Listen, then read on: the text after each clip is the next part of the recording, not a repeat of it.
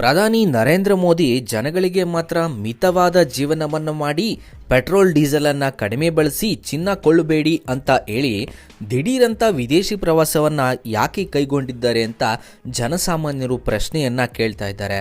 ಅದಕ್ಕೆಲ್ಲದಕ್ಕೂ ಒಂದು ಉತ್ತರ ಕೊಡುವ ವಿಡಿಯೋ ಇದಾಗಿದೆ.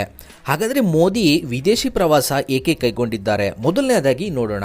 ಮೋದಿ UAE ಅಂದರೆ ಯುನೈಟೆಡ್ ಅರಬ್ ಎಮಿರೇಟ್ಸ್ಗೆ ಭೇಟಿ ನೀಡಿದ್ದಾರೆ.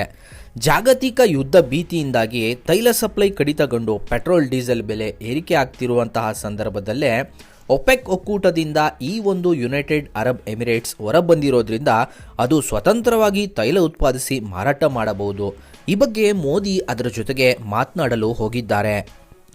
ಈ ಅವಕಾಶವನ್ನು ಬಳಸಿಕೊಂಡು ಮೋದಿ ಮತ್ತಷ್ಟು ತೈಲವನ್ನು UAE ಇಂದ ಸಂಗ್ರಹಿಸಲು ಅವಕಾಶ ಮಾಡಿಕೊಡುವುದಾಗಿ ಹೋಗಿದ್ದಾರೆ.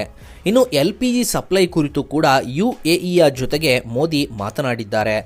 ನೆದರ್ಲ್ಯಾಂಡ್ಸ್ ಚಿಪ್ ಕ್ರಾಂತಿಯ ಆಟ. ಭಾರತಕ್ಕೆ ವಿದೇಶಿ ಹೂಡಿಕೆ ತರುತ್ತಿರುವ 4ನೇ ಅತಿ ದೊಡ್ಡ ದೇಶ ಅಂದರೆ ಅದು ನೆದರ್ಲ್ಯಾಂಡ್ನ ಸೆಮಿ ಕಂಡಕ್ಟರ್ಗಳನ್ನು ಭಾರತದಲ್ಲಿ ಸ್ಥಾಪನೆ ಮಾಡಲು ಮುಖ್ಯವಾದಂತಹ ಸಹಕಾರ ಕೊಟ್ಟಿರೋದು.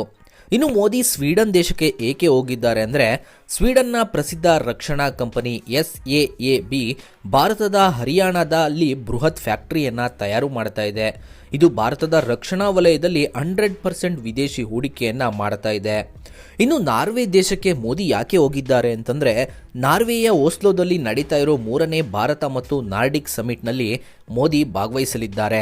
ಡೆನ್ಮಾರ್ಕ್, ಫಿನ್ಲ್ಯಾಂಡ್, ಐಸ್ಲ್ಯಾಂಡ್ ಮತ್ತು ನಾರ್ವೆ, ಸ್ವೀಡನ್ ದೇಶಗಳಲ್ಲಿ ಇದು ಅತಿ ಹೆಚ್ಚಾಗಿ ದೊಡ್ಡ ವೆಲ್ತ್ ಫಂಡನ್ನು ಹೊಂದಿರುವ ನಾರ್ವೆಯಿಂದ ಭಾರತದ ಗ್ರೀನ್ ಹೈಡ್ರೋಜನ್ ಮಿಷನ್ಗೆ ದೊಡ್ಡ ಮಟ್ಟದ ಹೂಡಿಕೆ ತರುವುದು ಮೋದಿಯ ಪ್ರಮುಖ ಟಾರ್ಗೆಟ್ ಆಗಿದೆ.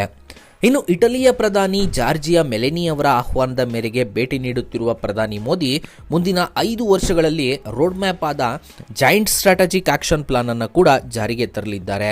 ಈ ಎಲ್ಲ ಕಾರಣಗಳನ್ನು ಇಟ್ಕೊಂಡು ಮೋದಿ ವಿದೇಶಿ ಪ್ರವಾಸ ಮಾಡ್ತಿರೋದ್ರ ಬಗ್ಗೆ ನಿಮಗೆ ಏನನ್ಸುತ್ತೆ? ತಪ್ಪದೆ ಕಾಮೆಂಟ್ ಬಾಕ್ಸ್ನಲ್ಲಿ ತಿಳಿಸಿ. Thank you.